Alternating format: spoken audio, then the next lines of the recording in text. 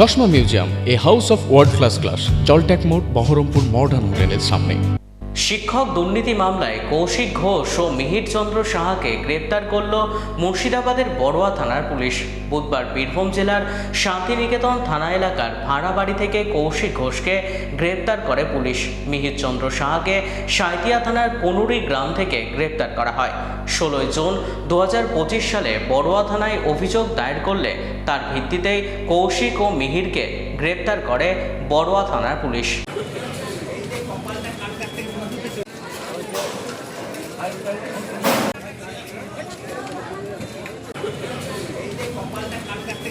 কৌশিক এবং মিহির চন্দ্র সাহা দুজন ফরওয়ার্ড হয়ে এসেছিল বড়ুয়া পিএস অ্যারেস্ট করে পাঠিয়েছে ওদেরকে। একজনকে শান্তিনিকেতন পিএস থেকে, আর মিহির চন্দ্র সাহাকে আপনার কুমিরগ্রাম সাইফার পিএসের আন্ডার ওখান থেকে অ্যারেস্ট করা হয়। ফরওয়ার্ড হয়। ওদের দুজনের জন্য 10 দিনের ডিসিপ্লিন চাওয়া হয়েছিল। অভিযোগটা হচ্ছে, অভিযোগ করেছিলেন সার্ভিস রিলেটিভ, চাকরি দেবে বলে প্রতিশ্রুতি দিয়েছে।